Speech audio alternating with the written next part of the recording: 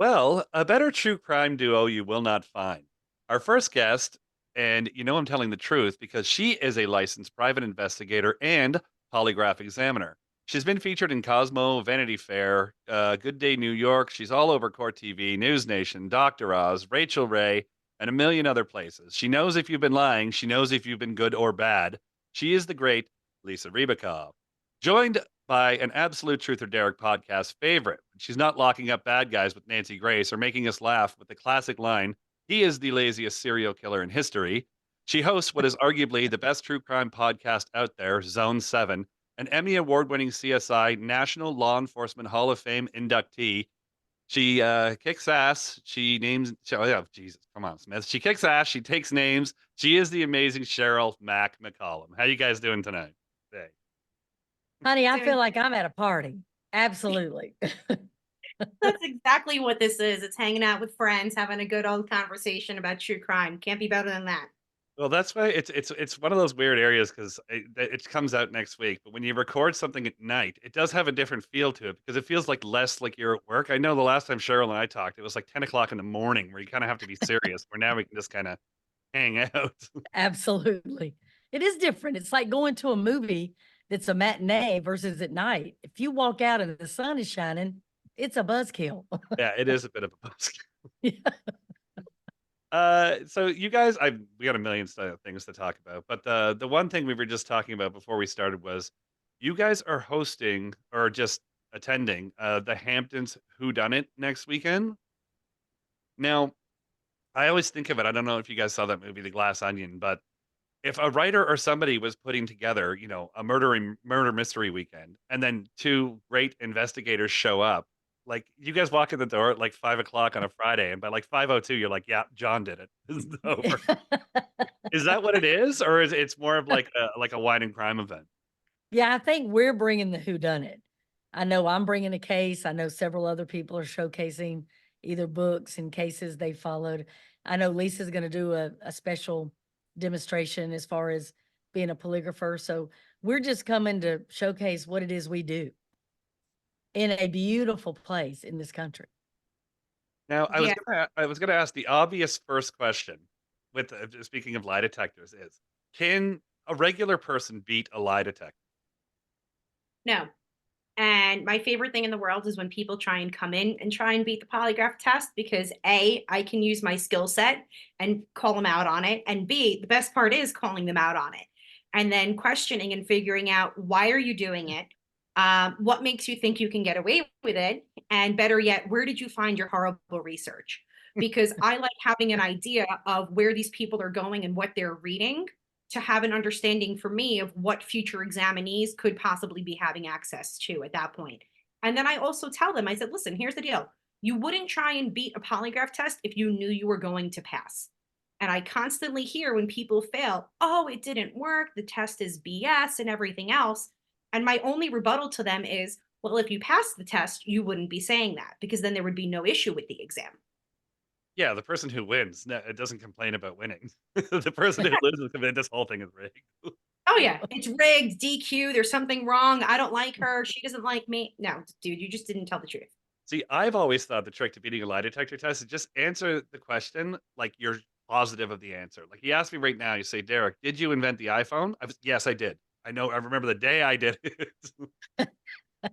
Well, I So might refer to you as shrink afterward, but your physiological tracings will show me that you're not telling the truth other than an abundance of information on the internet. So is that a skill like that you have to hone? Like the computer, I'm assuming, doesn't print out something that says lie, truth, lie, truth. Like because I know everyone sees everything in movies. Cheryl and I have talked about this before, where like you watch the CSI television show, they have 100% clearance rate, where we know in real life, walking a crime scene and all that sort of thing is very very different. But I just want to stick to the lie detector thing for a bit. Yeah. Do you have to do 100 or 200 or 300 of these before you kind of like get a skill to it? It We go to polygraph school, which is a basic training course for an extended period of time, to which afterwards we do an internship and then apply for graduation. That's the procedure. Once you graduate, you're kind of hitting the ground running from that point forward. I was blessed to be in a situation when I graduated. My father served as my mentor, and we became co-examiners with our family company that we had. So I did have an opportunity to bounce ideas off of him and kind of trial and error and see what works. But it is one of those situations is you learn as you go along the way, and you learn as long as you network. But it's also up to the examiner to ask questions. But we do have our training. There are alumni networks. And there are plenty of resources out there to help us once we're in the field. It's just whether or not the examiner takes them up on the offer. See, what's got to be frustrating for the both of you is how important your job is. Again, we talk to people all the time where it's like, like we were talking about going live versus when you're recording something. Like, if you get asked to do a polygraph for somebody who, we talk about murderers all the time, somebody that's maybe on the fence, or Cheryl has to go to, walk a crime scene and all this sort of thing, is you have to be at 100% all the time. So, is there a secret in the world of true crime when your feet are on the ground and you're doing the work where you just have to block out the regular life or turn your phone off or whatever and actually just focus on what you're doing? Is there magic to that? Well, that's actually something that Cheryl and I experienced together. We went out to the crime scene at the University of Georgia, and you're talking about being boots on the ground and turning everything off. When Cheryl and I were out there, we did a canvas at the university to kind of get a lay of the land as to what exactly was um, the five senses. What do you see? What do you hear? What do you smell? What can you go ahead and interpret from, even though it was after the crime scene, but what can we go ahead and put together and put the pieces of the puzzle? I didn't tell Cheryl this until probably, I think, Cheryl, was it like a day or two after, maybe It even a was. week? Yeah. Hmm. I didn't say anything to her because I didn't want my experience. Now, let me just clarify. I had never worked a crime scene, period. I've never walked a crime scene. But to have the opportunity to walk a crime scene with Mac, you want to talk about winning the true crime lottery? Like Yeah. that is off my bucket list. Like I no longer feel like I have to pay millions of dollars into a raffle if this ever happens, despite it going towards like an excellent charity, because Mac aligns herself with charities fantastically. But to have that full I think it was like 8 to 10 hours we were together, Hmm. and to hear and see and interpret, it was, yeah, it was Christmas Well, for me. let me jump in before you tell them the Yeah. ending that you're headed toward. Here's one thing that is a staple for me. I rarely work an entire event alone. I normally have some of the best in the country with me. Now, I will say to them, especially at my own department, I want to go in first, and I don't want you to tell me what you've already surmised. Let me get there. And then if we're saying the same thing, we're off and running. If we see two separate things, we need to go back in together and walk that thing and figure this out. Okay. So I am always working with a net, so to speak. When Lisa and I got there on Lakeland's case, um, I had the benefit of having somebody that asked the hard questions for a living. So instinctively, even though she says, I've never worked a crime scene and, I had Mac and all that, she didn't really have me. She was working independent and I was working independent. We were just together. But you could tell the way she was walking and the places that she went, she was forward thinking, what would be the questions I would ask this person if I got them on the box? You could tell. And it was a beautiful thing. There was one point she just broke off and went down this embankment and was standing at the water's edge and she was gazing off. It looked to me like she was either being super sympathetic or some memory was coming over her. Something was going on. It touched me so much watching her. I took a picture of it and then I sent it to her later. And that's when she shared this with me. So again, having her and then having her tell me of her experience, it was a money tree. So I will let her finish. Um, yeah, I'm like tearing up even like I don't want to say flashbacks, but I'm putting myself back in that scene as Cheryl, you could read me the phone book. Like just the way that you communicate. I'm like, um, So going back to what you were saying about like turning it off and being able to just be present in the moment, I've learned through polygraphs and through interviews and interrogation that originally in the beginning when I first got into my career, I was in my early 20s and I was dating. Worst thing you could possibly do is be in my job in my early 20s trying to date. Like, no, man. What do you guys talk about at dinner? Oh, listen, it was great. It was great quality. I mean, I had friends, you got to write a book about your dating life and your career because this is, it will sell. But I learned that like there was a light switch that I had to turn off. But the only time that I really had that opportunity to like be able to mesh the two was being at the scene with Sheryl. And she had taken that photo and she sent it to me. And then I gave her a call and I was just like, oh my God. I said, first off, thank you for taking that photo. Second of all, I just want to be transparent with you with what was going through my mind while there. And that's when I opened up to her because previously we were talking about the similarities and parallels between this case and the Chandra Levy case.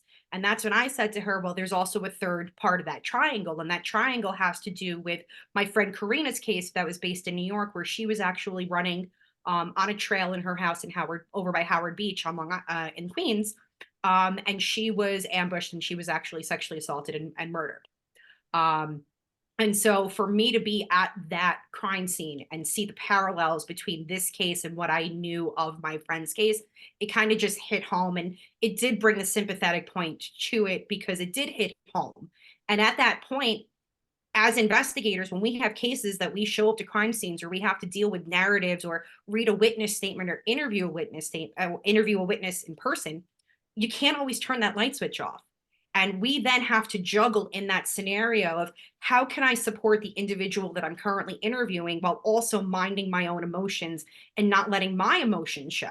So that then stems into almost like the trauma that we go through as experts, because not only do we have to deal with that call, once that call is over, we have to go to somewhere else.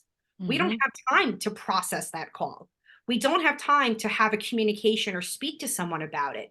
So after a while, you're dealing in polygraph terms, we like to call it examiner trauma, where it's case after case after case. And Sheryl, you know, from law enforcement, there's just repetitiveness.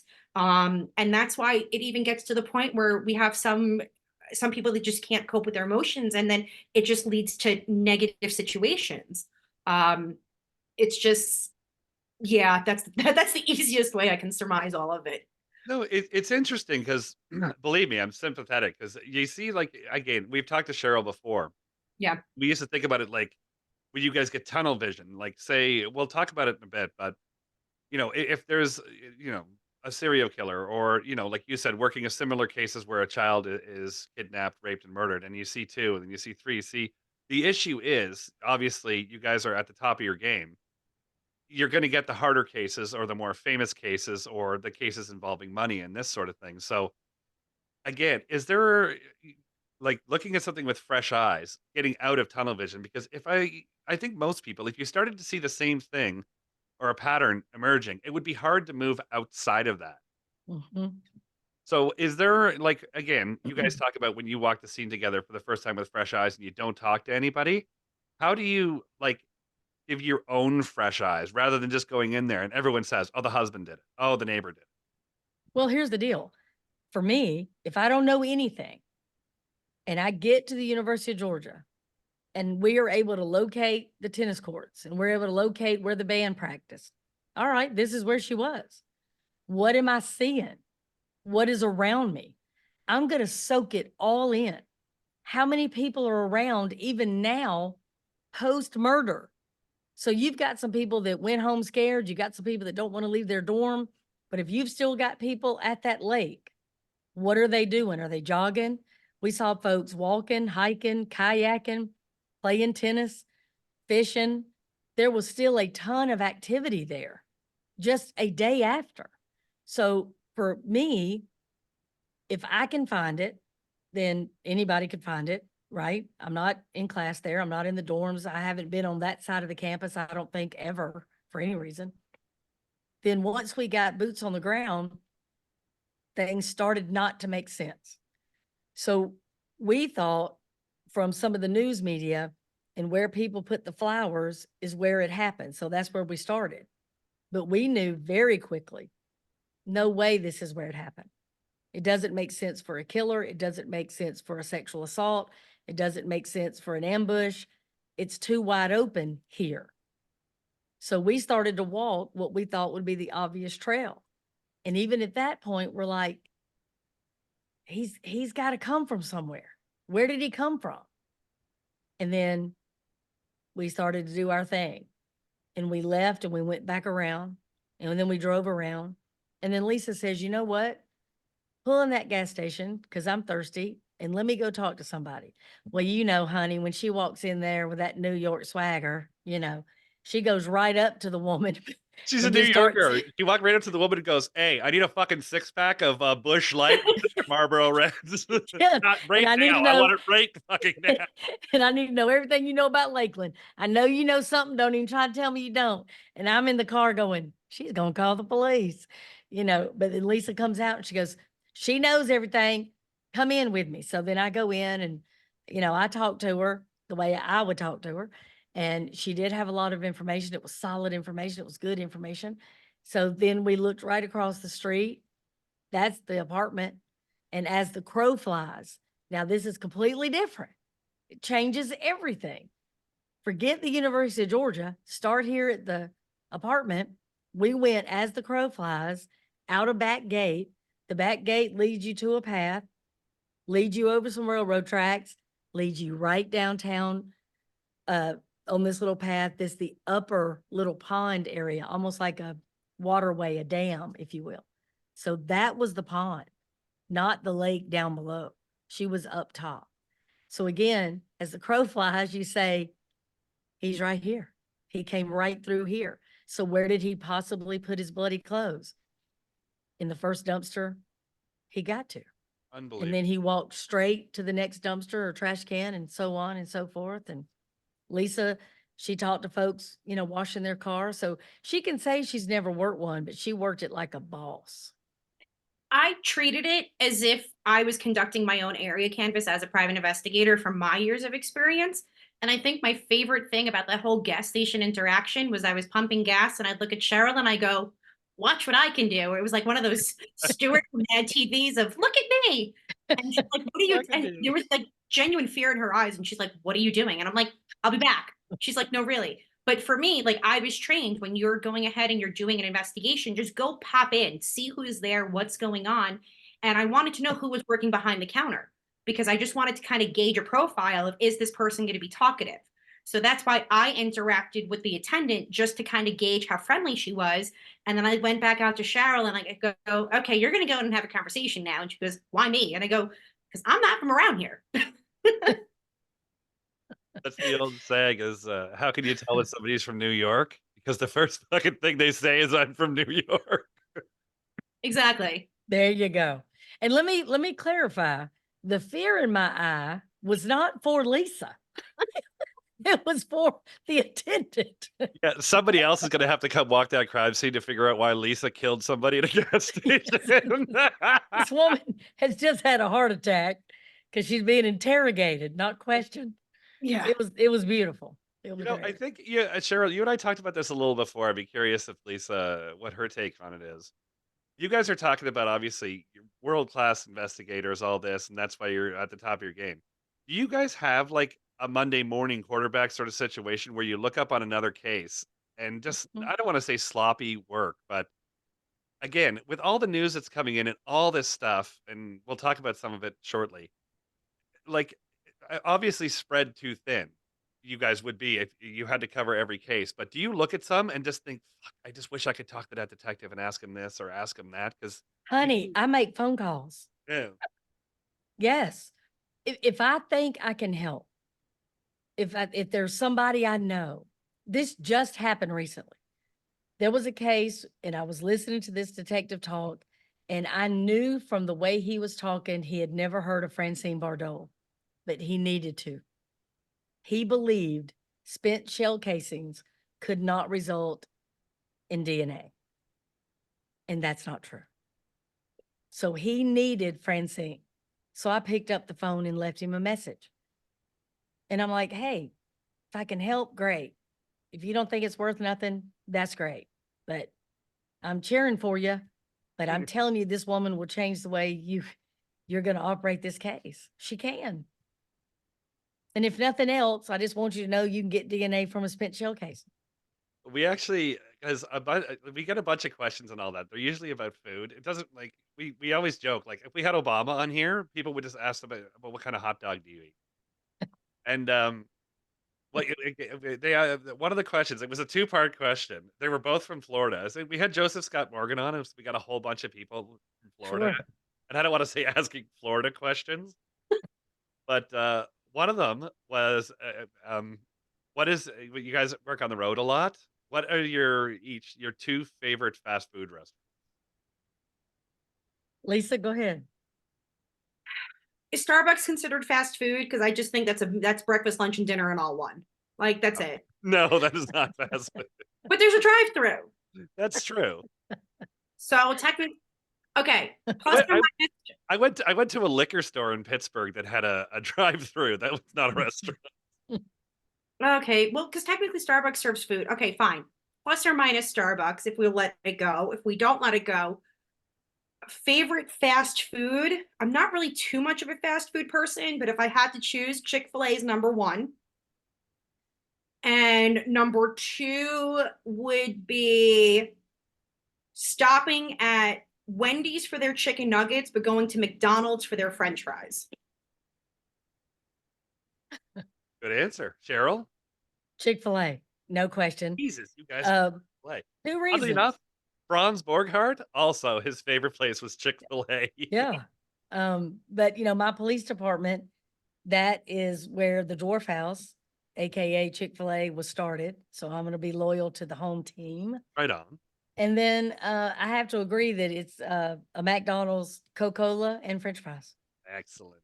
Now, sorry, I had to get that out of the way because the same person, and it just reminded me when you were talking about DNA, was wondering, can you get DNA out of urine? Yes. Yeah, I guess I guess they You can didn't get say DNA out of any bodily fluid, they just sweat. they just said that there was a case and they weren't sure if when they tested the urine if you could get DNA out of it. And I thought probably, but it's not Yeah. blood. It's in your sweat. It's in your saliva. Yes. When you do the ancestry.com, you're swabbing spit, Yeah. any bodily fluid. Yeah, they definitely need to fine tune that system. I think I posted it about 2 weeks ago. There was something in the news where people do animal DNA, Yeah. and Yeah. a woman sent in her swab. They said it was a dog, and then it came back that she was like a 40% Alaskan Malamute. Her husband wishes she wouldn't talk 40% of the time. Oh my God.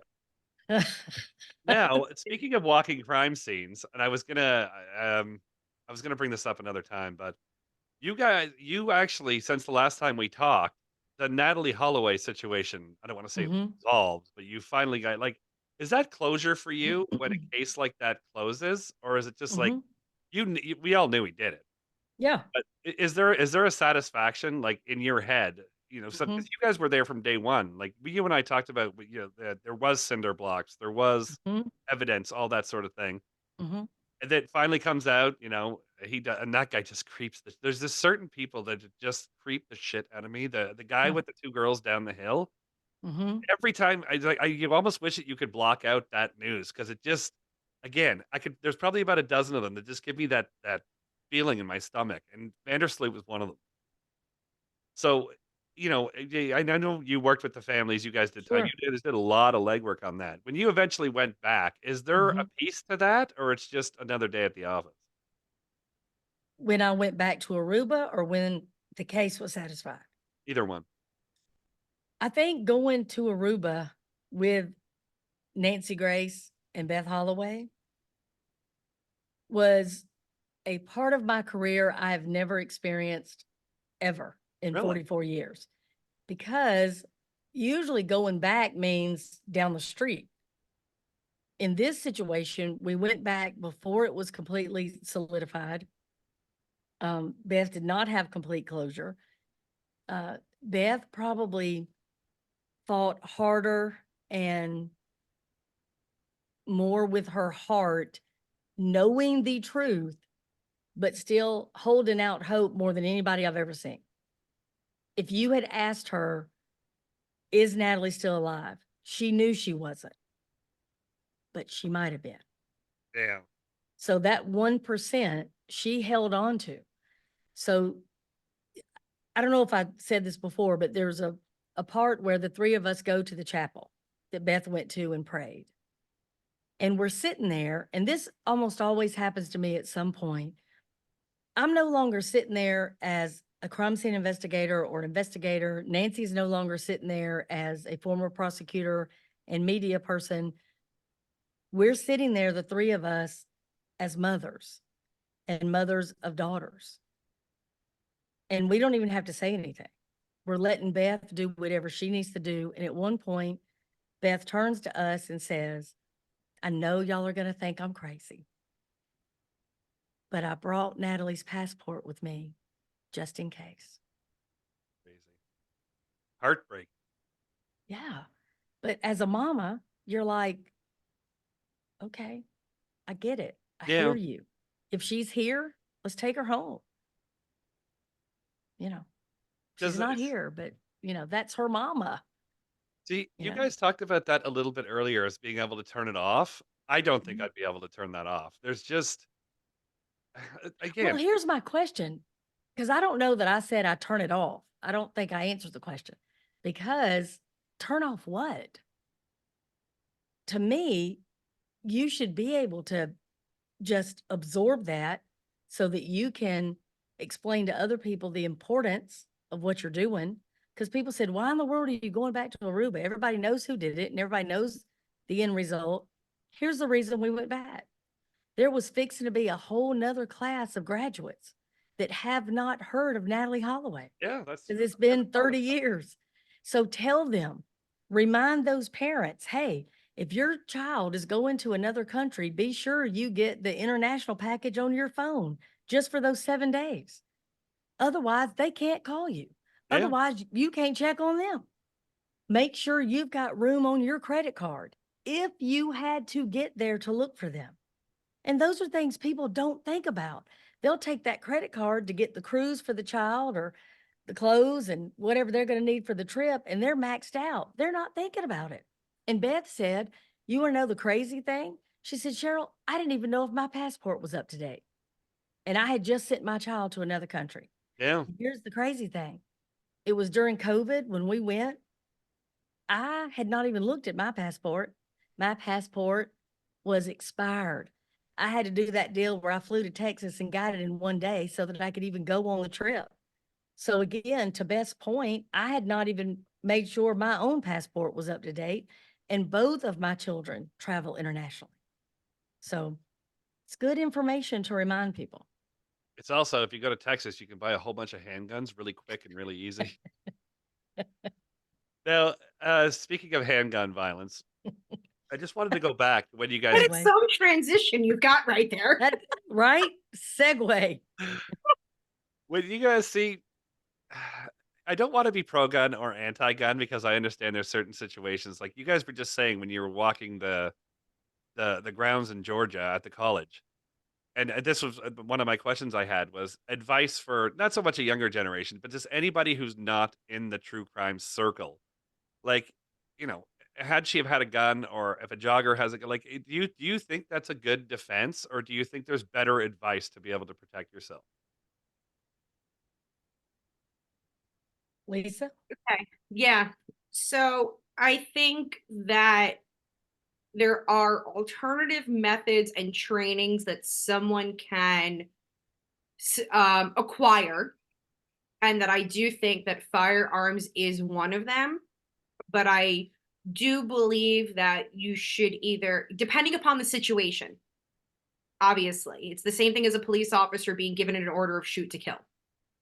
It's the same thing. There's different procedural steps that could be taken and or trainings to prevent you from getting to that point, because there's a very big difference between an assault charge and or a weapons possession or murder or manslaughter case. There's a fine line of charges that, even though it is self-defense, obviously depending upon where you reside, I'm not getting political or any of that stuff, but I believe that as long as an individual is adequately trained with a specific skill set that they feel comfortable with, I don't think that firearms should be pushed on anyone because it is personal preference. It also comes down to the individual of whether or not they feel comfortable carrying a firearm. So yes, everyone has the right to bear arms. It is a constitutional thing.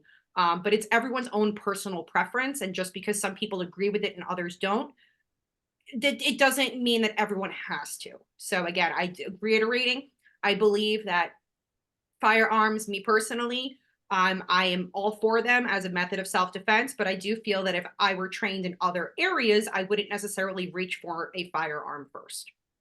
which I think is awesome. And again, I want to hear Cheryl's point in a second because a lot of times when you see these people giving speeches at colleges and all that sort of thing for safety, they're men, and you're like, Mhm. you have no idea. Every time, I mean, if you dig deep enough, this shit happens every day. There's a college, there's this, and then you have some asshole up there telling what women should be doing, where we actually should be listening to women on what women should be doing to keep themselves safe. That's your round of applause. Yes. Well, here's my answer. I think we need to start with Lakeland. And the first point that I want to make is this was an ambush blitz attack. She was able to get to her phone apparently and start to dial 911, but was not successful in completing that. I don't know that she would have been successful engaging a weapon. I don't know. I believe she was attacked from the back first, possibly a rock to her head. I think she was incapacitated fairly quickly. But I want you to understand, she did everything right. She wasn't jogging when it was dark. She wasn't alone per Headphone. se. There were people around. She was in great shape. She had a route picked out. She also, and I want to make this point, she had a roommate on sentry duty, honey. There's a lot of people that if you went jogging, your roommate might not even notice you didn't come back and certainly wouldn't have notified law enforcement so quickly. Yeah. So we have a lot of heroes in this thing, and her roommate's one of them. So again, you tell people, jog somewhere jog somewhere you're safe. The University of Georgia campus is safe. They have not had a murder in 30 years until now. She Unbelievable. was not out of bounds. She was not doing anything reckless. She wasn't drunk. It wasn't 3 a.m. She wasn't cutting through, you know, unsafe area. She was in broad daylight on her campus that has their own police department that are top-notch folks. And this person, not associated with the college, came out of his apartment, laid in wait for her, and attacked her and killed her. That's it. The only fault is with him, period. So it's one of these awful cases where there was no avoiding. She was going to die no matter what. He had made that decision. And I think, again, if you imagine she's coming up, this trail and it's beautiful. I mean, I can't even tell you how gorgeous. And there's a bank of apartments. I mean, there's probably 7 It's the, units that it's the could see this dorm. area. Yeah, it's beautiful. So she probably never even thought she was in a place where she couldn't be seen by multiple people. It was just the timing and the location, and he drug her in the woods. I mean, that's what happened. See, you guys have this experience. Like, again, it's fascinating walking the crime scene, DNA Mhm. and shell casings and urine. And all these police works and these investigations and lie detections and all that, months and months, sometimes years of work in certain cases. Is there a frustration when this eventually gets kicked off into the legal system and they get dragged out? Like, I'm sure every time you guys woke up and you saw Alex Murdaugh name in the news, you're just like, will someone please have this guy in prison? But, I understand that everyone's entitled to a defense, but, Mhm. like, let's use Jordan Vandersloot, for example, where everyone knew he did it, and he was a scumbag, and he was in jail, and, Yeah. bag on the system costing money and all that sort of thing. As investigators, for you guys, do you wish that there was an expedited process just to kinda like the Wild West? You lock them up at 5 o'clock in the afternoon on Thursday, and they hang them on Friday morning. Well, Cheryl and I are dealing with that now with the Delphi case and Yep. everything that's going on. And all we want is justice for Abby and Libby and for Becky and the other family members. And after um, meeting with them and speaking, and Cheryl's worked very, very closely with the families throughout the years. It just that's one of those cases where it's just like, okay, we just need a resolve, but the resolve comes down to the criminal justice system. And now because there's issues within the criminal justice system specifically tied to this case, we have to sit back as investigators as well as advocates for the family members as well as the victims and say, what in God's name is going on? Like, get your shit together and do something about it. And then we just get these media alerts and like these Google alerts about the case and this and that. And we're just like, fucking is enough already. Like, How someone is just this go still ahead. happening? Exactly. Like what the hell is going on? And then I'm texting Sheryl or calling her. I'm like, do I have to get on a plane and like light a match under someone's ass? Like, I don't care. I'll go to jail over this. I don't give a shit. But like fucking is enough. Your New York is Y'all, showing. y'all, I'm sorry Lisa missed the wedding, but we can have it in 4 days when she gets out of jail. Yeah. Or we can zoom Say what it. Like, happened. Oh, she went into a gas station in Georgia and she choked the person that was there until they told us we're the best place for women to run at the campus. yeah, like for fuck's sake. Like honestly, these cases, like the families and the advocates and the investigators and the entire team that works this case, whether the feds have to get involved or the state, whoever it is, like we have to sit back and watch this shit go on through I'm sorry, I'm like ranting. Mhm. I feel some type of way about all of this garbage that goes on. But at the same time, we're doing this because there's an individual that is innocent until proven guilty. So just as bad as that we want the resolve and we want the justice, they want to prove their innocence allegedly to the same veracity. So Mhm. you're literally dealing with the scales of justice going back and forth of where we can't rush this because then let's say this individual, or not necessarily saying Delphi, but anyone, they go ahead and they're found guilty. And then they can go ahead and file an appeal and say, well, you know what? This case was rushed. There's an issue with evidence. There's an issue with courtroom testimony. My But lawyer sucked, that sort of thing. yeah, Yep. any sort of crap could give them a reason to do this. So when we're dealing with especially high profile cases, even like we're dealing with this with Kohlberger in Idaho, you have to make sure everything is done by the book and to the T. So if an appeal does come down happen, everyone can be like, screw you, there's no grounds. Now, Koberger, I don't want to waste too much time on this because I think we all know where that one's going. Yeah. If you see again, do you think that that's because like Cheryl and I were laughing last time about Hoyerman, and that's what I'm telling you Oh, right now. People still that download that episode you did when you said he is the fucking laziest serial killer ever. yes. Where Yes. you have the opposite of a Koberger because if you look at the facts, there's a very slim probability there. But then I'm really quick to I look at the guy. Somebody sent us something with a convicted murderer, convicted mass murderer, out of 1,050 or almost 1,100 cases. When they get up in front of the judge at the arraignment and say nothing, every single one was found guilty. Because if you were innocent of a crime like that, you wouldn't be able to keep your Mhm. mouth shut. There's no Yeah. way. Well, let's talk about Koberger. He is claiming he has an alibi, He's been right? doing that for a while. Where is it? Where, Okay, but check this out. Who is going to say, hey, I've got an alibi. It's airtight. You're going to look really ridiculous at trial, but I'm going to sit in jail for 2 years and then I'm going to tell you the alibi. No way that's true. Philip. Not possible. You're going to give up your freedom. You're going to lose your job. You are not going to see your family. You're not going to have sex with anybody that you choose. You are not going to be able to get married or have children or go to Chick-fil-A. I do not believe that you have an alibi. And when they first started to talk to you, you didn't say, hey, look, I was in Nebraska. Here's my airline ticket. Wasn't there. Not me. Not possible. Good try. That's what should have happened if he has an alibi. But him saying, I got an alibi that's not an alibi. Well, I got a conviction that's a conviction. Well, and you and I talked about that before when when the Trump thing was going on in Georgia Hmm. is all the Kobergers and the Delphi and the Hoyermans and the Trump and all that sort of shit that gets caught up in the legal system for months and months and years at a time are holding up actual cases. Like you were saying, 100%. Cheryl, there's murderers out there walking around because you can't get your shit in front of a judge. Well, on Hmm. the same hand, there's innocent people sitting in jail because they Hmm. can't get their shit in front of a judge because, like, I mean, we can I've talk got a case. I've been waiting 2 years to get in front of a grand jury, unbelievable. But and you I know, can't do it because of Trump and then the allegations against Fonnie Willis. This whole thing has been turned into this circus, yet this family, who had a daughter literally hacked into pieces, is waiting. good God. Not an excuse in the world that I would accept for that. There's no reason for it. Trump should wait. Fonnie's hearing should have waited.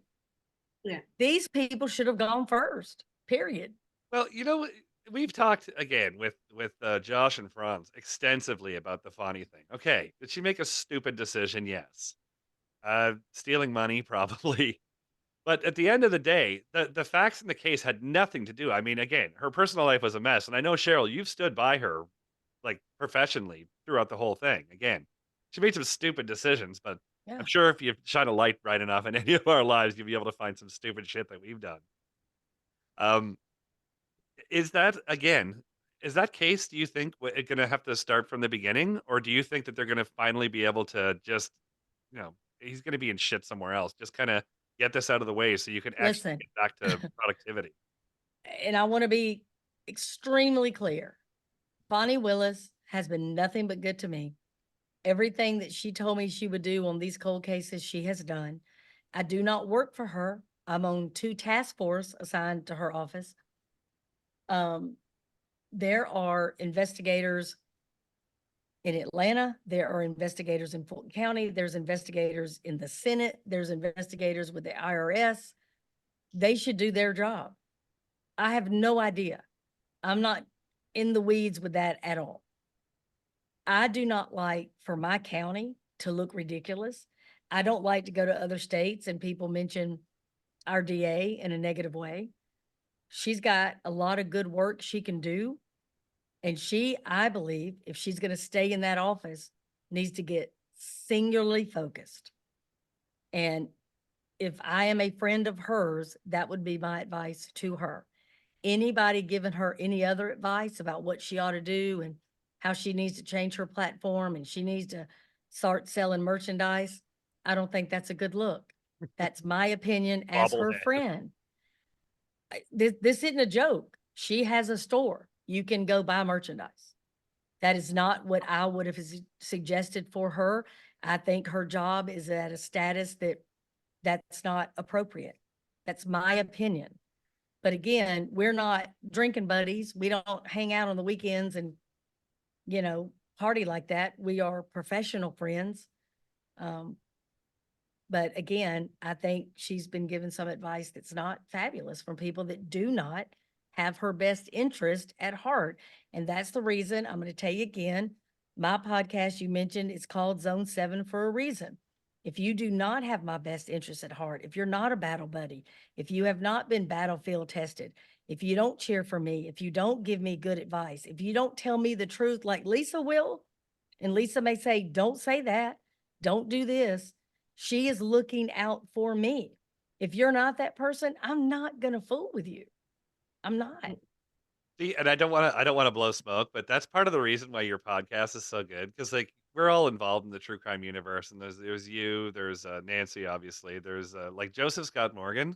Oh, Have you ever heard a more blunt, like, I don't wanna use the word disgusting, but he's like, "And then we cut into the body, and we oh tore yeah. we Oh used yeah. the rib spreader and started pulling bones Dude, out by hand."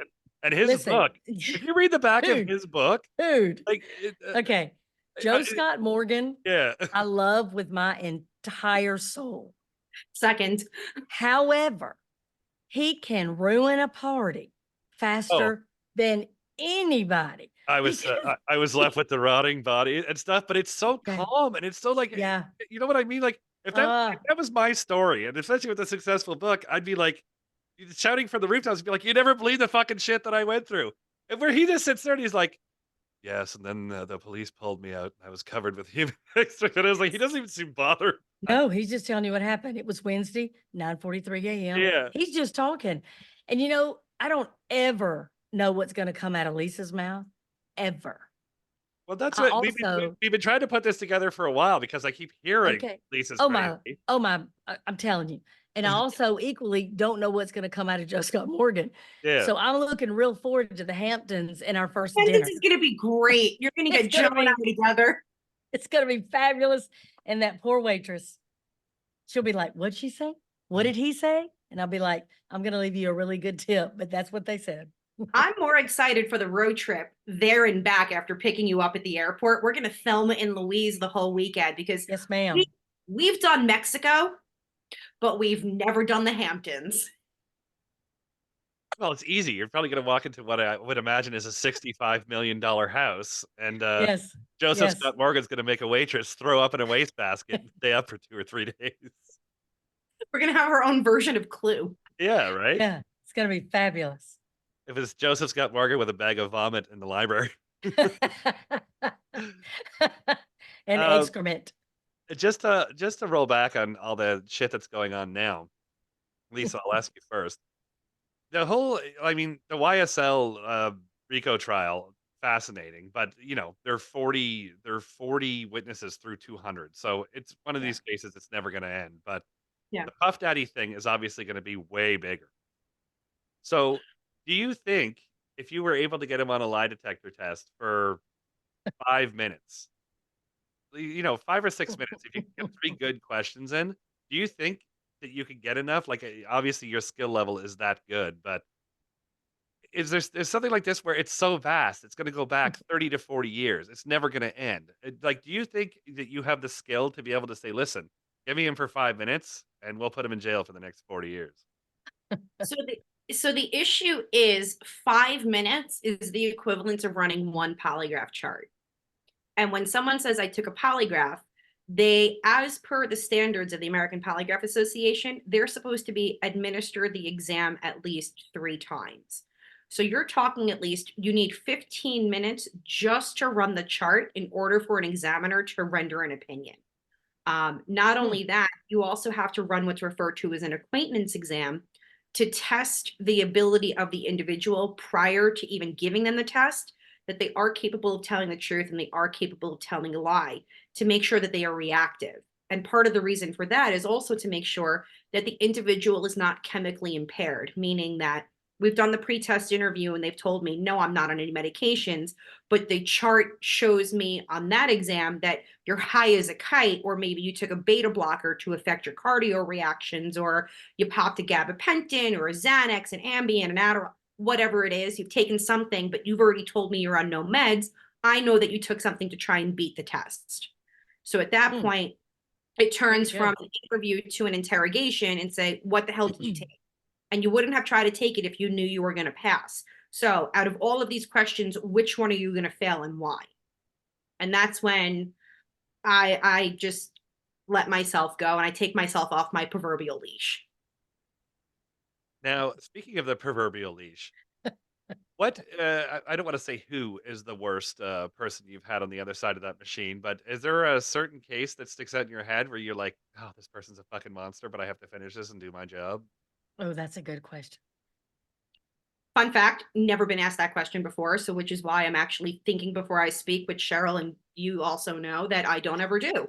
So, Cheryl and I could talk about New Yorkers and fried chicken while you think about it.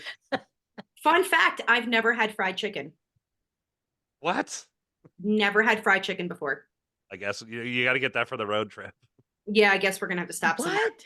Yeah, no, I've never had fried chicken. I think it's because every time I've looked at a piece of fried chicken, it's either usually too over fried and cooked. And I'm not a fan of like the crunchiness, but so that's what my issue is. But going back to your question, it's not the individual of who I've tested, it's the situation and case that I've worked on. I have tested victims of Jeffrey Epstein. Oh, And that I will tell you, you want to talk about examiner trauma? I tested multiple victims, and that, I guess, will tell you, I took like a 2-week vacation after that because I needed to go ahead and reset my own brain and my own Mm. mental health. Um, because it's not one of those things that I can go to a therapist and go, "Hey, so how was your day?" And be like, "Oh, well, guess what? This is what I You're did not for gonna months." believe this. You're not going to believe. Listen, sit down, buckle up, get the popcorn, order Uber Eats because we ain't going nowhere. Yeah. I need a Um, 6-hour block twice a day for the next 2 weeks. yeah, exactly. Or pull like a Lewis Litt from Suits where he's got his shrink on speed dial and calls every 2 seconds. But that's probably the case that will always stick with me. And then always, I know for some investigators, it's always your first case you ever worked. And the first polygraph I ever did, I got out of polygraph school and I was still I had just graduated. And my dad said to me, he goes, "Hey, guess what? Like, I think it was like a Tuesday night, 6 p.m., you have a client." And I go, "Our office closes at 5." He goes, "We're doing an after hours." And I go, "Shit." Yeah. I go, "What Mm. is it?" He gave me the case file, and it was an individual being accused of shaken baby syndrome. Yeah. And that one did me. That was the rough one. That was the first one out the gate. And I looked at him and I go, "Are Mhm. all of them like this?" And he goes, "Not all of them are going to be like this. You are going to see things and you are going to hear things." But he goes, "It's just now, how are you going to handle your emotions and what are you going to do to move forward and not let this get to you tomorrow when you have to Mm. test another examinee? Or what are you going to do to make sure that you don't have implicit bias for the next examinee that you have to test that's being accused of the same thing?" Like, you have to make sure that you don't have implicit bias in thinking that just because this person did it, everyone else that's being accused of this did it. So those are two things that will always just be with me. That see, Mm. and again, I Mm. would have a hard time separating that because, like, there's just again, you deal with this horrifying shit all the time, and then you have to go on stupid podcasts and talk about it. You have to go on TV and talk about it, like, to the point where it's like, you guys, Cheryl, do you ever get true crime fatigue? Like, if you get up in the morning and you see Nancy Grace is called, you're like, "Fuck, what happened? Who died now? And why do they want me to talk about it?" Well, I'm still an active CSI, so I'm still on call. So when that phone rings, it's kind of like an adrenaline rush a little bit. So I'm one of those people when I stop having that, then it's probably going to be time to think about the next phase. But I also want to say that I'm all about work and life balance. And I believe, as much hard work you put in, you should put in just as much fun. Well, yes, Lisa and I worked a case. We were on scene. It was a difficult case. She had a sad memory, but we had a ball that weekend, honey. Oh We yeah. sat by the lake and, had a bottle or two of wine. We met with a brigadier general that's doing some cool, uh, I don't even know if I can talk much AI, about it. VR type of stuff. It was Oh my awesome. gosh. I mean, we were behind the curtain, baby, on what the government is doing next level. And that was a blast. And then we, had a couple of parties and I just, gave we your had a son a ball. polygraph test. Gave my son a polygraph test, told him to lie, said, "Don't worry about it. I'm telling you to lie." He's like, "I got this. No problem. Not an issue in the world." And of course he didn't pass it at all. And it was just a fun um time to be together and, looking forward, like she said, to the road trip and, Oh, I wish our I could go to the Hamptons. I wanna try this lie detector truth or dare. let me tell you, she's so good. And this was just a demonstration, but she is so good and she's so solid with the way she does the questions and her cadence. And it's almost like Simon Says. You remember Simon Says? Yeah. Simon Says, put your, hands on your shoulders. Simon Says, put your hands on your head. Put your hands on your shoulders. Up, I got you. Yeah. It's almost like that, the way her cadence is. It's just strong and she explains everything. She explains every single thing that's going to happen, what every single wire is for, what every single connection is for, what all the, squiggly lines mean. So it's a wonderful thing. But I'm just telling you, I try to have, I would say 90% fun and 10% is, maybe not so great to deal with, but the 90% make it easy to deal with it. I That's all could there just is to it. see Lisa saying, "You see that squiggly line right there? That means you're fucking full of shit." That is pretty, it's like Well, you were there. can I tell you? So I did two presentations. I did one, I guess it was Friday night, or one was Friday night and one was Saturday night. Mhm. And taking a New Yorker and dropping her into the Bible Belt and not really giving me fair warning in advance of like, hey, you might want to mind your manners and Yeah. tone it down a little bit and not yell penis, penis, Venus, vagina, vagina, vagina, You're wearing or a T-shirt that says blowjob 1 across. tequila, 2 tequila, 3 tequila floor. Yeah, or like don't yell blowjob across the room. Like just don't do it. It's Well, awesome. Cheryl appreciated it. I appreciated it. A good amount of the people appreciated it. Um, until Saturday night when I was about to do the same dog and pony show, as I like to call it, and I was pulled aside and say, "Hey, you might not want to say the word Jesus Christ in the middle of your presentation, given the fact that we are in the Bible Belt." Yeah. So I said, "Blowjob's okay, but Jesus Christ isn't." Got it, no Yeah. problem. God damn it. You can't say that, but cocksucker. Yeah. Yeah, you can say Yeah, that all you day can long. say that all day.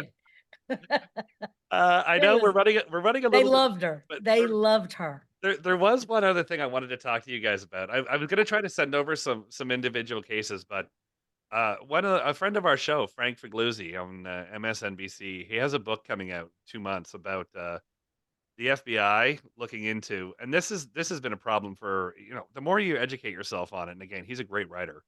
The correlation of long haul truckers and serial killers. Mhm. Now, again, the book hasn't it's not out yet, but if when you see cases like that, that seems to me like, like you were saying, you get a call and it's a challenge and all that. That seems to me like an impossible challenge because a lot of these things, all you know is there you've got a couple of dead bodies that have similarities Yeah. that are found, up and down the highways, and it's a countrywide problem where you can end up some of these, they're saying, 10 to 15 to 20 to 30 to 40, and you're thinking 40 victims, and I have nothing to go on. Right. So is this something that, I don't want to say that if it came across your desk, it would be a challenge, but is this something that, like, where would you start? That would be my curiosity. Well, I was able to go to the FBI training about this very issue several years ago.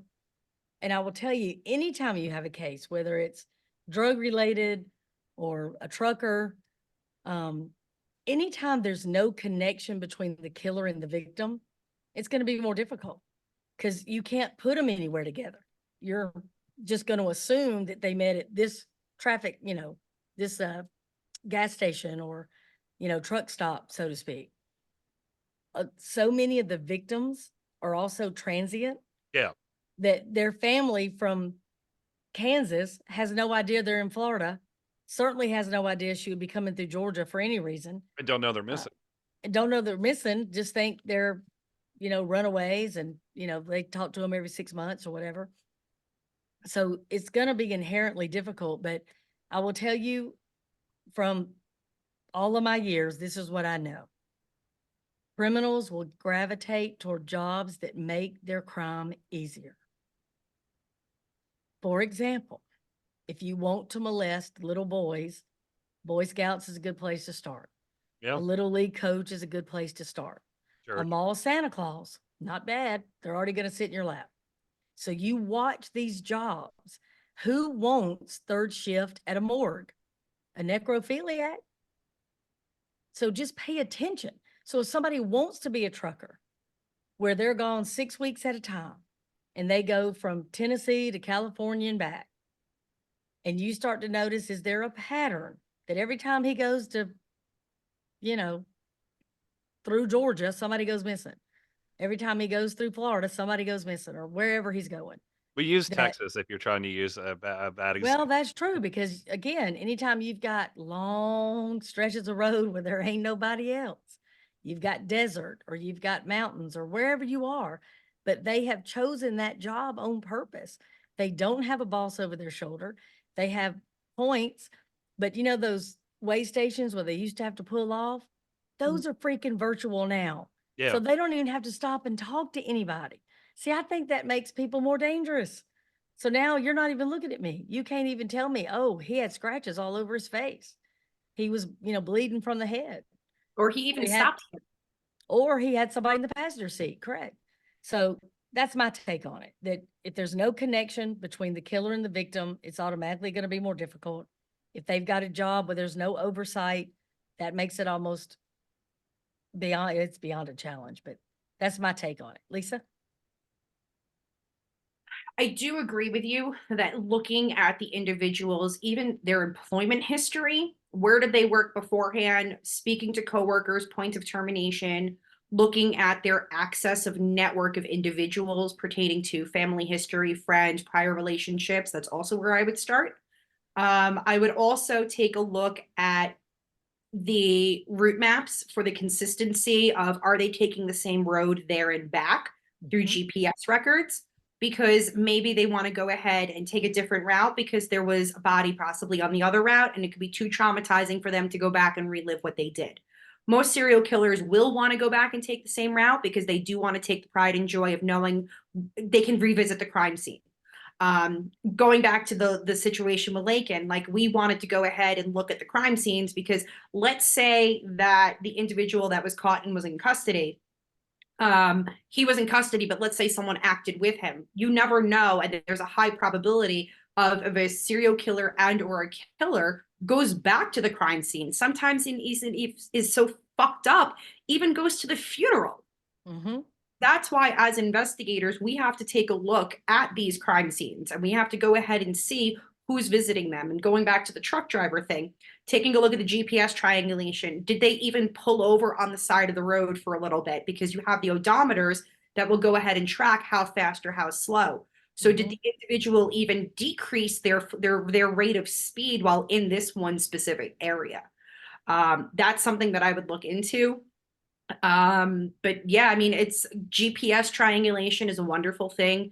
Yeah, but the trucks have a black box. I mean, you would know if that truck stopped and the driver's door open and then the passenger's door open. You would know that. So again, the top 3 trucking companies, who came through here on that day, who was headed somewhere. You're not going to have that many at that exact time, at that exact location. So it is possible to track them down, but it's going to take some work. Sure. Well, one last And there's question. copycats. We didn't talk about that. Oh yeah. That's another reason to walk it. That's another reason to understand it. Because if somebody comes behind this person and wants to be like that person, you need to recognize how their crimes are different. So, In a copycat, sorry, I wanted to tag on that for a bit. In sure. a copycat situation, that's obviously something you have to do hands-on. Can you see that in a file or in paperwork, or is that something that you have to go look at firsthand? I think I understand your question. Are you saying, can I tell it's a copycat based on a file? Yeah. Um,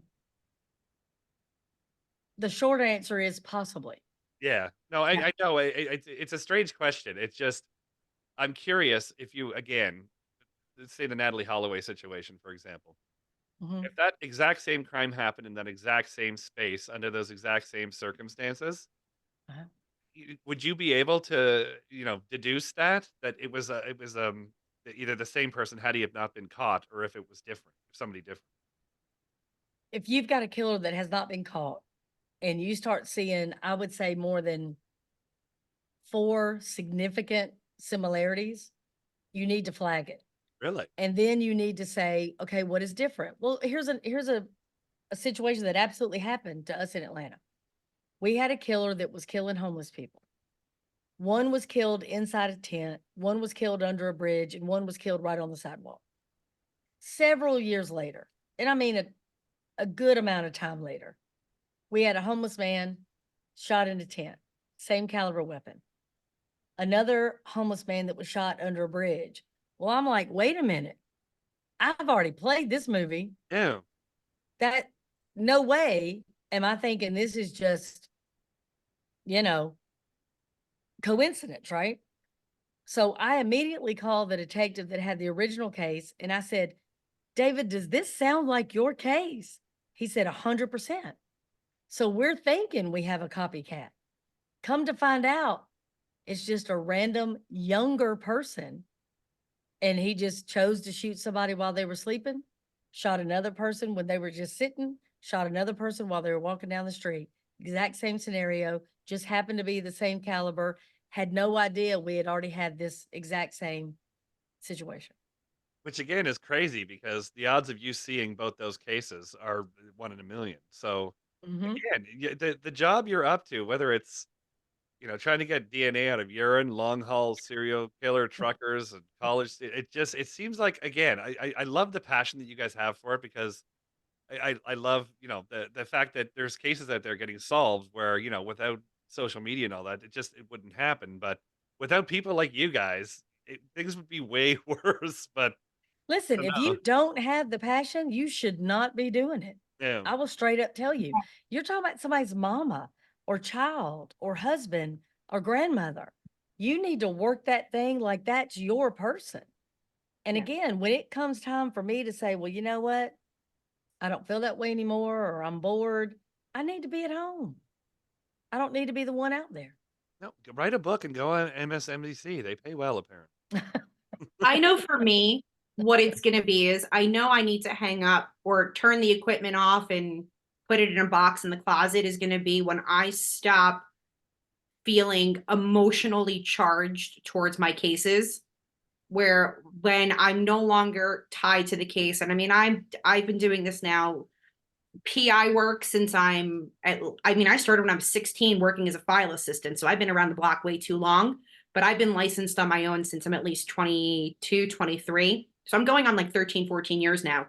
And I've seen everything from rapes, molestations, homicide, burning kids with cigarettes, putting PCP in baby bottles, to kids being kicked out of college for Title IX sexual offenses and stuff like that. And then I deal with like the Maury Povich cheating husband and wife type of thing.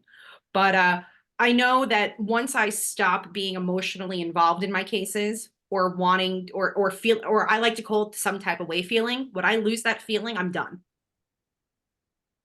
One thing, sorry, one last question before we go, because we had a bit of a blast with this last week. If you guys weren't doing what you're doing now, what would you be doing? Like, no Are cops, you no drinking lie margaritas on detectors. the beach? I'd be an alcoholic.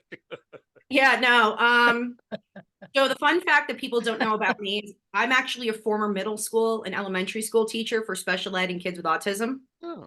So yeah, so at some point, New York State gave me a license to teach for about 5.5 years, and that's why I did polygraphs full time. I went to polygraph school because when I graduated from undergrad, the teaching market there were just no jobs available, and so I was already working with the family business, and then I went to polygraph school. I did that for about 5 or 6 years, and I was burnt out, and I was like, I've got 2 master's degrees and 2 bachelors in education, and I'm sitting on student loans. Like, let me go into the classroom and really make sure that I do not want to have children of my own someday.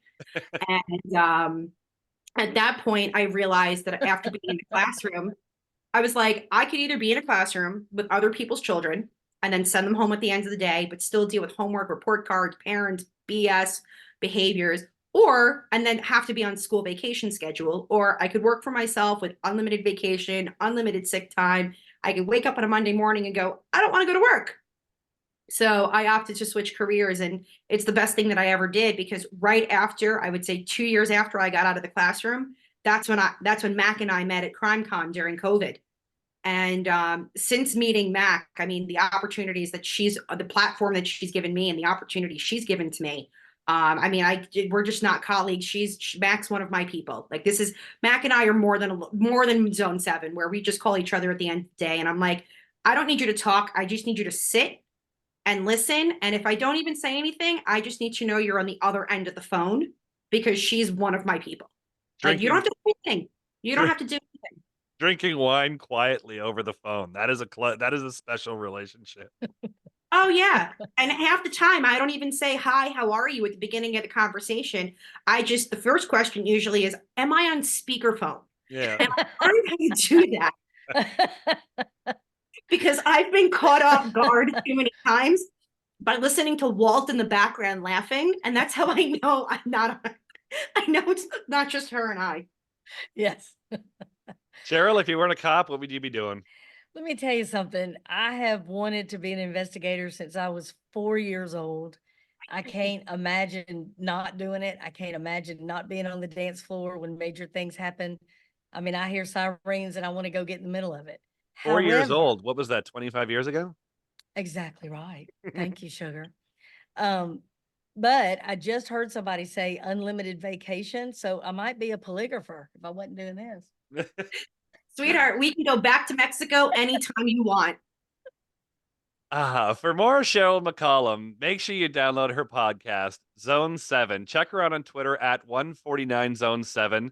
Google her, turn on your TV wherever trouble is afoot, and she'll be there. And for a little extra helping of Lisa Ribacoff, check her out on Twitter at Lisa Ribacoff. Visit iigpi.com or just lie 3 times in a row in a mirror and she'll show up and tell you that she's from New York and give you a good ass whooping. I can't thank you guys both. That was absolutely, isn't it amazing? The hour goes by so quick. So I fast. know. So fast. First, But we I've find been out looking forward to this all day. I you can can't get thank you DNA enough. out of pee, and all Yeah. truck drivers and small Santa Clauses are creeps. You're welcome. All right, have a good. The more